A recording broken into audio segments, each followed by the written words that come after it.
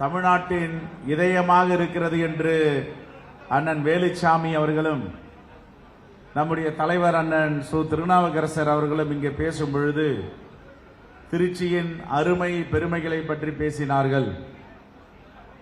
என்னுடைய வேண்டுகோள் என்னவென்றால், திருச்சியிலே மலைக்கோட்டை இருக்கிறது.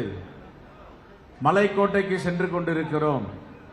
இந்த மலைக்கோட்டையில் இருந்து திருச்சி மாவட்டம் மனது வைத்தால் புனித ஜார்ஜ் கோட்டைக்கும் போகலாம் என்ற வேண்டுகோளை நான் இங்கு வைக்க கடமைப்பட்டிருக்கிறேன். மலைக்கோட்டையில் இருந்து செயின்ட் ஜார்ஜ் கோட்டை போவதற்கு எல்லா வாய்ப்புகளும் இருக்கின்றன. அந்த வாய்ப்புகளை உருவாக்கி தருகின்ற இடம் உங்களிடம் இருக்கிறது. நாம் எல்லாம் ஒன்றிணைந்தால், ஒற்றுமையாக இருந்தால், தலைவர் ராகுல் காந்தி அவருடைய கரத்தை பலப்படுத்த வேண்டும். நாங்கள் எல்லாம் உண்மையாக அவரை நேசிக்கிறோம், நாங்கெல்லாம் உண்மையான காங்கிரஸ்காரர்கள் என்று மனம் மாறினால் கண்டிப்பாக மலைக்கோட்டையில் இருந்து புனித ஜார்ஜ் கோட்டைக்கு போகும் காலம் வெகு விரைவில் வரும் என்பதை நான் இங்கே பதிவு செய்ய கடமைப்பட்டிருக்கிறேன். ஒரு காலகட்டத்தில் ஒரு பரிணாம வளர்ச்சி எல்லா இடத்திலும் ஏற்படும். குடும்பத்தில் ஏற்படும், தொழிலில் ஏற்படும், நட்பில் ஏற்படும், பொது வாழ்க்கையில் ஏற்படும். காங்கிரஸ் பேரியக்கத்திலும் ஏற்பட்டிருக்கிறது. 1885 ஆண்டு காங்கிரஸ் பேரியக்கத்தை உருவாக்கினார்கள். அப்பொழுது சந்திர பானர்ஜி என்பவர் முதல் தலைவராக இருந்தார். அதற்கு பிறகு மகாத்மா காந்தியடிகள் 1924 அகில இந்திய காங்கிரஸ் கமிட்டியின் தலைவராக இருந்தார். லாலா லஜபதி ராய் இருந்தார், அன்னி பெசன்ட் அம்மையார் இருந்தார், சரோஜினி நாயுடு இருந்தார், மோதிலால் நேரு அவர்கள் இருந்தார்கள், லோகமானிய திலகர் இருந்திருக்கிறார். இப்படி பல தலைவர்கள் நம்முடன் இருந்திருக்கிறார்கள். சித்தரஞ்சன் தாஸ் இருந்திருக்கிறார். ஆனால் ஒரு திருப்புமுனை அகில இந்திய காங்கிரஸ் கமிட்டியில ஏற்படுகிறது. மோதிலால் நேரு 1929 வரை தலைவராக செயல்பட்டு வருகிறார். 1929 மகாத்மா காந்தியடிகள் ஒரு முடிவெடுக்கிறார். மோதிலால் நேரு அவர்களே, உங்களுடைய பணியை காங்கிரஸ் பேரியக்கம் பாராட்டுகிறது. அடுத்த தலைமுறையை உருவாக்க வேண்டும். மோதிலால் நேரு அவர்களை நீங்கள் ஓய்வெடுங்கள், உங்களுடைய மகனிடம் அந்த பொறுப்பை ஒப்படையுங்கள் என்று மோதிலால் நேருவிடம் இருந்து 1929 ஆண்டு ஜனவரி 26 ஜவஹர்லால் நேரு அகில இந்திய காங்கிரஸ் கமிட்டியுடைய தலைவராக பட்டம் சூட்டி வைக்கப்படுகிறது. 1929 ஜவஹர்லால் நேரு தலைவரான பொழுது மோதிலால் நேரு எந்தவித நிபந்தனையும் விதைக்கவில்லை, எந்தவித கருத்தும் சொல்லவில்லை. அடுத்த தலைமுறைக்கு நான் வழிவிடுகிறேன் என்று ஜவஹர்லால் நேருவிடம் ஒப்படைத்தார். ஆனால் இளைஞரான ஜவஹர்லால் நேரு அவர்கள் இன்றைய பாகிஸ்தான், அன்று ஒருங்கிணைந்த இந்தியா, லாகூர் மாநாடு என்று நடைபெற்றது. அந்த லாகூர் மாநாட்டில் தான் ஜவஹர்லால் நேரு தன்னுடைய தந்தையிடமிருந்து அந்த பதவியை பெறுகிறார். மகாத்மா காந்தி பதவி பிரமாணம் செய்து வைக்கிறார். முன்பெல்லாம் சலுகைகள், எங்களுக்கு இந்தியர்களை இப்படி நடத்த வேண்டும், இந்தியர்களுக்கு இந்த சலுகைகள் வேண்டும், இந்தியர்களுக்கு இந்த உரிமையை பெற்றுத்தர வேண்டும் என்று ஒரு காலகட்டத்திலும் ஒரு பரிணாம வளர்ச்சியை அரசியலில் கொண்டு சென்றார்கள். ஆனால் ஜவஹர்லால் நேரு அவர்கள் தான் பொறுப்பேற்றவுடன், பதவியேற்றவுடன் ஒரே ஒரு தாரக மந்திரத்தை வைத்தார். பிரிட்டிஷ்காரர்களிடம் நாம் ஏன் சலுகை கேட்க வேண்டும், நாம் ஏன் உரிமை கேட்க வேண்டும், நாம் ஏன் அவர்களுக்கு அடிபணிந்து இருக்க வேண்டும். ஆனால் ஒன்றே ஒன்று தாரக மந்திரமாக நான் இன்று உரையாற்றும் பொழுது சொல்ல கடமைப்பட்டிருக்கிறேன். இன்று நான் தலைவராக பொறுப்பேற்றிருக்கிறேன். இந்த தலைமை பண்பு என்பது இந்த தேசத்திற்கான பதவி. இந்த தேசத்துடைய மக்கள் என்ன நினைக்கிறார்களோ அதை நிறைவேற்ற வேண்டும். ஆகவே இன்று நான் பிரகடனப்படுத்துகிறேன். ஜனவரி 26 லாகூரில் 1929 ஆண்டு பூரண சுயராஜ் என்ற உரையை நிகழ்த்துகிறார். அந்த பூரண சுயராஜ் தான் சுதந்திரம் பெற்றே தீருவோம், எதற்கும் அடிபணிய மாட்டோம், எதற்கும் நாங்கள் விட்டு தர மாட்டோம், பேச்சுவார்த்தைக்கு வரமாட்டோம் என்று 29 தாரக மந்திரம் தான் அந்த ஸ்பூரண சுயராஜ். அப்ப 1929க்கு முன்பு நம்முடைய தலைவர்கள் 1885 இருந்து இதில் ஒரு 29 ஆண்டு, அதில் ஒரு 15 ஆண்டு, ஆக 29, 15, 43 ஆண்டுகள் சுதந்திர வேட்கை அவர்கள் இல்லையா அப்படி என்ற கேள்வி எழலாம். அவர்களும் சுதந்திர போராட்டத்திற்காக பாடுபட்டார்கள். அவர்களும் சுதந்திரத்தை அடைந்தே தீருவோம் என்று சொன்னார்கள். ஆனால் பிரகடனப்படுத்தவில்லை. ஜவஹர்லால் நேரு தான் முதல் முறையாக இதை பிரகடனப்படுத்துகிறார் 44 ஆண்டுகளுக்கு பிறகு. என்ன பிரகடனம்? பூரண சுயராஜ். அதுதான் ஜனவரி 26 நம்முடைய குடியரசு நாளாக இன்று நாம் கொண்டாடி வருகிறோம்.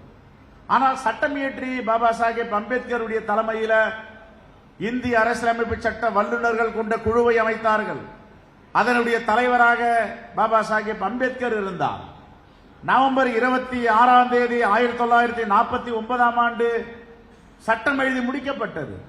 சட்டத்தை தாக்குதல் செய்யப்பட்டது. சட்டம் தாக்கல் செய்த பிறகு அன்றுதான் சட்டம் இயற்றிய நாள் என்று நாம் சம்மோதா டே என்று நாம் கொண்டாடி கொண்டிருக்கிறோம். எதற்காக 2 மாதங்கள் காத்திருந்தார்கள் ஜனவரி 26க்காக என்றால், ஜவஹர்லால் நேரு தன்னுடைய திருவாயால் சொன்ன 26 ஜனவரி பூரண சுயராஜ் அன்றுதான் நாம் குடியரசாக தீர்மானிக்க வேண்டும், பிரகடனப்படுத்த வேண்டும் என்று மகாத்மா காந்தியடிகள் முடிவெடுத்து அன்று ஜனவரி 26 அவர்கள் பிரகடனப்படுத்தினார்கள். இதை எதற்காக சொல்லுகிறேன் என்றால், ஒரு காலகட்டத்திலும் ஒரு பரிணாம வளர்ச்சி கட்சிகளிலே ஏற்படும். இப்பொழுது தலைவர் ராகுல் காந்தி தலைமையில் மிகப்பெரிய பரிணாம வளர்ச்சி இந்தியாவில் ஏற்பட்டுக் கொண்டிருக்கிறது. எதிர்கட்சியெல்லாம் திக்குமுக்காடுகின்றன. குறிப்பாக பாரதிய ஜனதா கட்சி, RSS உடைய சங் பரிவார் பதில் சொல்ல முடியவில்லை. அவர் சித்தாந்த ரீதியாக கேள்வி கேட்கிறார், மக்களுக்கான கேள்வியாக கேட்கிறார், இந்த தேசத்தின் குரலாக இருக்கிறார், இந்த தேசத்துடைய முகமாக இருக்கிறார். பதில் சொல்ல அங்கே திணறுகிறார்கள். இது ஒரு பரிணாம வளர்ச்சி. நான் தொடர்ந்து 4 மாதங்களாக நம்முடைய ஐடி விங் சோசியல் மீடியாவில் கூர்ந்து கவனித்துட்டு வரேன். தலைவர் ராகுல் காந்தி பேசினா யார் யாரெல்லாம் லைக் போடுவாங்க, யார் யாரெல்லாம் ஃபார்வர்ட் பண்ணுவாங்க. ஆனால் தலைவர் ராகுல் காந்தி அவர்கள் நாடாளுமன்றத்தில் எதிர்க்கட்சி தலைவராக பொறுப்பேற்று ஒரு நாள் உரை, இந்த ஒரே ஒரு நாள் உரையில யார் யாரெல்லாம் போடுகிறார்கள் தெரியுமா? நம்ம யார் எதிர்த்தார்களோ, சித்தாந்த ரீதியாக நம்ம யார் ஏற்றுக்கொள்ளவில்லையோ, இவர்கள் எல்லாம் இப்பொழுது லைக் போடுகிறார்கள், தலைவர் ராகுல் காந்திக்கு ஃபார்வர்ட் செய்கிறார்கள், அதில் பதிவு போடுகிறார்கள். என்றால் இதுதான் பரிணாம வளர்ச்சி. அரசியலிலே பொது வாழ்க்கையிலே எவ்வளவு பெரிய மாற்றங்கள் வரலாம். அந்த மாற்றங்கள் இப்பொழுது தலைவர் ராகுல் காந்தி அவர்களால் இந்திய தேசத்தில் ஏற்பட்டுக் கொண்டிருக்கிறது. இளைஞர்கள் சரசாரியாக சேர்ந்து கொண்டிருக்கிறார்கள். எங்கு போகிறோமோ அங்கே இணைப்பு விழா. எங்கு சென்னையில் இருந்தாலும் நீதிபதிகள் நான் சேருகிறேன் என்று சொல்லுகிறார்கள், அதிகாரிகள் நான் சேருகிறேன் என்று சொல்லுகிறார்கள். இளைஞர்கள் எல்லாம் நாங்கள் எப்படி காங்கிரஸ் பேரியக்கத்திலே தங்களை இணைத்துக் கொள்வது என்று அணுகுகிறார்கள். ஆனால் என்ன பிரச்சனை? நம்முடைய தலைவர் பெருமக்களுக்கு ஒரு சிலருக்கு எல்லோரையும் சொல்ல முடியாது. இந்த புதிய சக்திகள் வந்தால், புதிய வரவுகள் வந்தால் என்னுடைய இடம் காலியாகிவிடுமோ என்ற அச்சம் இருக்கிறது. ஆகையால் அவர்களை அரவணைப்பதில் தயக்கம் காட்டுகிறார்கள். நான் தெளிவாக சொல்லுகிறேன், எட்மண்ட் பெர்க் அவர்கள் சொன்ன வரலாறு தான். நேற்றை இறந்தவனுக்கும் இன்று இறப்பவனுக்கும் நாளை பிறப்பவனுக்கும் போடுகின்ற ஒப்பந்தம் தான் வரலாறு. இந்த வரலாற்றில் நாம் இருக்க போகிறோமா, புறந்தள்ளி போகிறோமா என்ற கேள்வியை நான் உங்கள் முன் வைக்கிறேன். எல்லோரையும் அரவணைக்க வேண்டும். பகவான் புத்தர் அவர்கள் சொன்னது போல, ஒரு மனிதனும் பிறக்கும் பொழுதும் ஒரு மனிதன் இறக்கும் பொழுதும் அவனுக்கென்று ஒரு வரலாறு இருக்கிறது, உண்மை இருக்கிறது. என்ன உண்மை? அந்த உண்மையை நாம் உணர வேண்டும். பிறக்கிறோம், வயதாக போகிறது, வயதானால் நோய் வரப்போகிறது, நோய் வந்தால் மரணம் வரப்போகிறது. இதுதான் புத்தர் சொன்னது. இந்த இடைப்பட்ட காலத்தில் நான் நான் நான் என்று நமக்காக வாழப்போறோமா, இல்லை நாம் என்று எல்லோரையும் அரவணைத்து மக்களுக்காக வாழப்போகிறோமா? இந்த கேள்வியை தான் தலைவர் ராகுல் காந்தி வைக்கிறார். எல்லோத்தையும் திறக்க தயாராக இருக்கிறார்.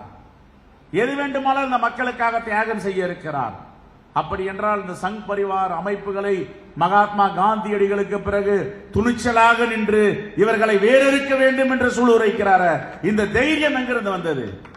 மக்களுக்கான தலைவர், இந்த தேசத்திற்கான தலைவர் மகாத்மா காந்தியடிகள் பேசினார். அதே குரலில் மறு உருவமாக தலைவர் ராகுல் காந்தி அவர்கள் பேசுகிறார். இதைத்தான் நான் திருப்பி திருப்பி சொல்லுகிறேன், ஒரு மாவட்டத்திலும் சொல்லுகிறேன். கட்டமைப்பை வலிமைப்படுத்த வேண்டும், கட்டமைப்பை வலிமைப்படுத்த வேண்டும், கட்சியை பலப்படுத்த வேண்டும். கட்சியை பலப்படுத்தினால், கட்டமைப்பை வலிமைப்படுத்தினால் தான் உங்களுக்கு மரியாதை, எங்களுக்கு மரியாதை, நம்முடைய இயக்கத்திற்கு மரியாதை. கட்டமைப்பை பலப்படுத்தாமல் நமக்குள்ள கருத்து வேறுபாடுகள் வைத்துக் கொண்டு இதையே காலை முதல் இரவாக பேசிக் கொண்டிருந்தால் கட்டமைப்பு பலம் பெறாது. இதில் தெளிவாக இருங்கள். திருச்சியில நாம் மேயர் பதவியில இருந்தோம். நமக்கென்று ஒரு மேயர் இருந்தது. இன்றைக்கு ஏன் மேயர் இல்லை? நமக்கு நாமே சுய பரிசோதனை செய்து கொள்ள வேண்டும். 10-15 ஆண்டுகளுக்கு முன்பு மேயராக திருச்சியில நாம் பெற்றோம். இன்று மாமன்ற உறுப்பினர்கள், கவுன்சிலர்கள் இருக்கிறோம். எதற்காக இன்று மேயர் பதவியை நாம் பெற முடியவில்லை? எங்கே பிழை இருக்கிறது? எங்கே தவறு ஏற்பட்டு இருக்கிறது? நமக்குள்ளான தவறா, சித்தாந்தத்தின் அடிப்படையிலான தவறா, இல்ல தலைமையின் தவறா? இந்த தவறை நான் யார் செய்திருந்தாலும் தவறுதான். அதை உங்களிடமே விட்டு விடுகிறேன். கடந்த காலம் கடந்ததாக இருக்கட்டும், வரும் காலம் நல்ல வகையாக இருக்கட்டும். ஆகவே நாம் எல்லோரும் ஒன்றிணைந்து கட்சியை நாம் வலிமைப்படுத்த வேண்டும். தலைவர் ராகுல் காந்தி அவர்கள் நடைபயணம் மேற்கொண்டார். திருப்பெரும்புதூரில் அவருடைய தந்தை நினைவகத்தில் பிரார்த்தனை செய்துவிட்டு கன்னியாகுமரியிலிருந்து காஷ்மீர் நடந்தார். அவர் எங்கெங்கெல்லாம் நடந்தாரோ அந்த இடத்திலெல்லாம் மிகப்பெரிய வெற்றி வாய்ப்பை இந்தியா கூட்டணி பெற்றிருக்கிறது. மணிப்பூரிலிருந்து மகாராஷ்டிராவிற்கு பயணம் மேற்கொண்டார். அந்த பயணமும் வெற்றி பயணமாக மணிப்பூரில் 2 தொகுதியும் நம்முடைய இந்தியா கூட்டணி வெற்றி பெற்றிருக்கிறது. இப்பொழுது 12 இடைத்தேர்தல் நடந்தது. கடந்த வாரம் தேர்தல் முடிவுகள் வந்தன. 12 இடைத்தேர்தலில் இந்தியா கூட்டணி 10 இடங்களை பிடித்திருக்கிறது. ஏற்கனவே உத்தரப்பிரதேசத்தில் அயோத்தி கோவில் எதற்காக அவசரமாக மோடி கட்டினாரோ, இந்து மக்களை, அவருடைய வாக்குகளை பெற வேண்டும், ராமர் கோவிலை கட்டிய புனிதர் என்ற பட்டத்தை பெற வேண்டும் என்று அவசரமாக கட்டினார். பூரி சங்கராச்சாரியார் வரமாட்டேன், இது ஆகம விதிகளுக்கு எதிரானது என்று சொன்னார். அதானியும் அம்பானியும் முன்வரிசையில் இருந்தார்கள். அந்த ஊர் மக்களை அழைக்கவில்லை, புறந்தள்ளப்பட்டார்கள் எல்லோரையும். ஆனால் ராமர் கடைசியில யார் பக்கம் நின்றார்? மோடி பக்கம் நிற்கவில்லை, தலைவர் ராகுல் காந்தி பக்கம் நின்றார். இந்தியா கூட்டணியின் வேட்பாளராக நின்ற ஒரு தலித் வாலிபர் அயோத்தியில நிற்க வைக்கப்படுகிறார். தொகுதி அது ரிசர்வ் தொகுதி இல்லை. ஆனால் ரிசர்வ் தொகுதியில இல்லாத ஒரு தலித்தை அயோத்தியில ராமர் பார்த்துக் கொள்வார் என்று நிற்க வைத்தார்கள். இந்தியா கூட்டணி வேட்பாளர் வெற்றி பெற்றார். ராமர் நம்மோடு தான் இருக்கிறார், அவர்களோடு இல்லை. இப்பொழுது உத்தரகாண்ட்ல மிகவும் பிரசித்தி பெற்ற ஒரு தொகுதி இருக்கிறது. அங்கு இருக்கின்ற கடவுளை, இறைவனை எல்லோரும் வழிபட போகிறார்கள். அந்த தொகுதியிலும் நம்முடைய இந்தியா கூட்டணி வெற்றி பெறுகிறது. அப்ப எந்த கடவுளும் அவர்கள் பக்கம் இல்லை. கடவுளுக்கு தெரியும், ஏமாற்றுக்காரர்கள் பக்கம் இறைவன் ஒருபோதும் இருக்க மாட்டார். இந்த மக்களுக்காக இருக்கும் தலைவர்கள் பக்கம் தான் இருப்பார் என்று இந்த முடிவுகள் காட்டுகின்றன. அதே போன்று காங்கிரஸ் பேரியக்கம் வலிமை பெற்றால் இந்தியா கூட்டணி வலிமை பெறும். இந்தியா கூட்டணி வலிமை பெற்றால் இந்த தேசம் வலிமை பெறும். பெருந்தலைவர் காமராஜருடைய கனவை நனவாக்க வேண்டும். பெருந்தலைவர் காமராஜர் போட்ட திட்டங்கள் இன்னும் சாட்சியாக நின்று கொண்டிருக்கிறன. ஆவடிக்கு போனால் டேங்க் ஃபேக்டரி, திருச்சிக்கு வந்தால் பெல் தொழிற்சாலை, கடலூருக்கு போனால் நெய்வேலி, தென் மாவட்டங்களிலே போனால் அங்கே நீர்த்தேக்கங்கள், இப்படி மகத்தான திட்டங்களை தமிழ்நாட்டுக்கு கொடுத்தவர் பெருந்தலைவர் காமராஜர் அவர்கள். அவருடைய ஆட்சியை தான் பொற்கால ஆட்சி என்று சொல்லுகிறோம். ஆகவே தான் ஒரு தலைவர் பெருமக்களும் தோழர்களும் நாம் உள்வாங்கிய வேண்டியது, பெருந்தலைவர் காமராஜர் ஆட்சியை தமிழ்நாட்டிற்கு நீங்கள் எல்லாம் கொடுக்க வேண்டும் என்றால் நமக்குள் ஒற்றுமை இருக்க வேண்டும். காலையில் ஒரு 500 பேர்கிட்ட என்கிட்ட ஹோட்டல்ல சந்திச்சாங்க. எல்லாம் நம்முடைய காங்கிரஸ் தோழர்கள். ஒருபோதும் காங்கிரஸை விட்டு போக மாட்டோம், கருத்து வேறுபாடு இருக்கிறது என்றார்கள். அவர்களுக்கெல்லாம் சொல்லிக் கொள்ளுகிறேன், நீங்கள் எல்லாம் சின்ன சின்ன விஷயங்களுக்காக, சிறிய பிரச்சனைகளுக்காக எதிரும் புதிராமாக இருப்பதை தவிர்த்து விடுங்கள். கண்டிப்பாக நாங்கள் அதற்கு ஒரு குழு அமைத்து ஆலோசனை செய்து எல்லோரும் ஒற்றுமையாக கட்சியில உழைக்க வேண்டும் என்று நடவடிக்கை எடுக்கப்படும் என்பதை நான் இங்கே உறுதியாக சொல்ல விரும்புகிறேன். காங்கிரஸ் பேரியக்கத்துடைய தொண்டர்களை யாரும் ஏமாற்ற முடியாது, யாரும் புறந்தள்ள முடியாது. எங்களை போன்றவர்கள் எல்லாம் சொன்னார், அவர் இளைஞரும் இல்லை முதியவரும் இல்லை என்று. நாளைக்கே நீங்கள் தொண்டனாக மாறுங்கள் என்றால் நான் தொண்டனாகத்தான் இருந்து கொண்டிருக்கிறேன். தலைவர் பதவி என்பது ஒரு பொறுப்பு. அந்த தலைவர் பதவி எவ்வளவு காலம் இருக்கும் என்று யாராலும் கணிக்க முடியாது. ஒரு நாள் இருக்கலாம், ஒரு வருடம் இருக்கலாம், 10 வருடமும் இருக்கலாம். ஆனால் இந்த மக்களோடு மக்களாக தொண்டராக நாம் இருக்கிறோமே, தோழர்களாக இருக்கிறோமே, அதுதான் மிகப்பெரிய பதவி. அந்த பதவிக்கு நிகரான பதவி இந்த தலைவர் பதவி என்பது கிடையாது என்பதை நான் இங்கே பதிவு செய்ய விரும்புகிறேன். இது ஒரு பொறுப்பு கொடுத்திருக்கிறார்கள், இந்த பொறுப்பை திறம்பட செய்ய வேண்டும் என்று. தலைவர் ராகுல் காந்தி அவர்கள் காலை முதல் இரவு வரை ஓடிக்கொண்டே இருக்கிறார், மக்களை சந்தித்துக் கொண்டே இருக்கிறார். அதை நான் பார்க்கிறேன். அவர் ஓடும் பொழுது நான் படுத்துக் கொண்டிருந்தால், நான் உறங்கிக் கொண்டிருந்தால், நான் நாளை பார்க்கலாம் என்று தள்ளி போட்டுக் கொண்டிருந்தால், என்னை விட இந்த காங்கிரஸ் கட்சிக்கு துரோகம் செய்பவர் யாரும் இருக்க முடியாது. ஆகவே தான் அவர் உழைக்கிறார், நாமும் உழைக்க வேண்டும். 24 மணி நேரமும் எப்படியெல்லாம் இந்த காங்கிரஸ் பேரியக்கத்தை வலிமைப்படுத்த வேண்டும், கட்டமைப்பை பலப்படுத்த வேண்டும் என்று சிந்தித்துக் கொண்டிருக்கிறோம். இரவும் பகலும் சுற்றுப்பயணத்திலே இருக்கிறோம். இதற்காக தலைவர் ராகுல் காந்தி நடக்கிறார், ஓடுகிறார், நான் ஓடுகிறேன். அதே போன்று நீங்களும் நடக்க வேண்டும், நீங்களும் ஓட வேண்டும். மக்களுடைய பிரச்சனையை கையில் எடுக்க வேண்டும். மக்களுடைய பிரச்சனை கையில் எடுத்தான் மக்கள் நம்மோடு வருவார்கள். கடந்த வாரம் ஞாயிற்றுக்கிழமை கூட ஒரு நடைபயணத்தை வட சென்னையிலே வைத்திருந்தார்கள். எதற்காக அந்த நடைபயணம்? தலைவர் ராகுல் காந்தி மட்டும் நடக்கிறாரு, ஏன் நாம் எல்லாம் நடக்கக்கூடாது? மக்களுடைய பிரச்சனையை கையில் எடுக்க வேண்டும், மத நல்லிணக்கத்தை உறுதிப்படுத்த வேண்டும் என்ற அடிப்படையில் 12 கிலோமீட்டர் ஞாயிற்றுக்கிழமை நடந்தது. எல்லா மாவட்ட தலைவரும் நடைபயணத்தை மேற்கொள்ளுங்கள். சட்டமன்ற உறுப்பினர்கள், நாடாளுமன்ற உறுப்பினர்கள், தலைவர் பெருமக்கள் அனைவரும் தன்னுடைய நடைபயணத்தை மேற்கொண்டு மக்களை சந்திக்கும் போராட்டமாக, மக்கள் திரளும் போராட்டமாக இதை மாற்ற வேண்டும். எங்கெங்கெல்லாம் பிரச்சனை இருக்கிறதோ அந்த பிரச்சனையை காங்கிரஸ் பேரியக்கம் எடுக்கிறது என்ற செய்திகள் வர வேண்டும்.